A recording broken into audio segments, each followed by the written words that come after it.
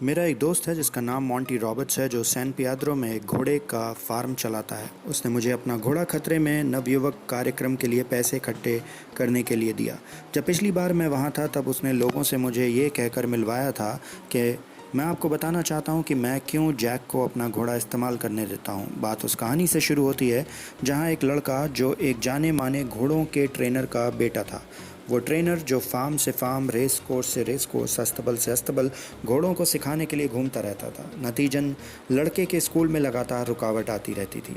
जब वो बड़ा हुआ तो उसे बड़ा होकर वो क्या बनना चाहता है इस विषय पर एक पेपर लिखने को कहा गया। उस रात उसने 7 पन्नों का पेपर लिखा कि कैसे वो एक घोड़े का अस्तबल का मालिक बनना चाहता है। उसने तफ्तीश से अपने सपने के बारे में सब बताया और एक 200 एकड़ फार्म का नक्शा भी बनाया, जिसमें उसने सारी इमारतों की जगह, फार्म, दौड़ क्षेत्र, सबकी जगह बताई। फिर उसने 4000 वर्ग फुट के घर का नक्शा भी अच्छे से चित्र बनाकर समझाया, जो उसे स्वप्नीले 200 एकड़ फार्म का हिस्सा होगा।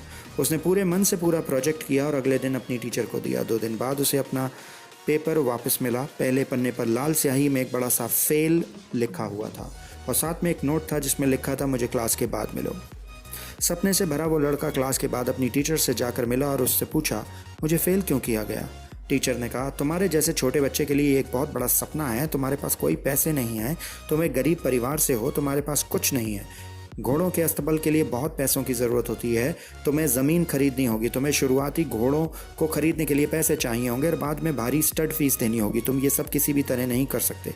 उन्होंने जोड़ा, अगर तुम एक बार फिर ये पेपर लिखोगे और कोई हासिल होने वाले सपने के बारे में बात करोगे तो मैं तुम्हें बेहतर ग्रेड देने के बारे में सोचूंगी। लड़का घर गया और बहुत समय तक इस बारे में विचार करता रहा। उसने अपने पिता से पूछा कि उसे क्या करना चाहिए। उसके पिता ने कहा, देखो बेटा, तुम्हें इसके बारे में खुद ही सोचना होगा, लेकिन मुझे लगता है कि ये तुम्हारे लिए एक बेहद महत्वपूर्ण निर्णय होगा। आखिरकार 1 हफ्ते तक सोचने के बाद लड़के ने वही पेपर वापस जमा किया बिना कोई बदलाव किए। उसने कहा, आप अपनी दी हुई ग्रेड रख सकती हैं, मैं अपना सपना रखूँगा। मॉन्टी ने उपस्थित लोगों से कहा, मैं आपको इसकी कहानी इसलिए सुना रहा हूँ क्योंकि आप मेरे 4000 वर्ग फीट घर में बैठे हुए हैं, जो एक 200 एकड़ घोड़ों के फार्म का हिस्सा है।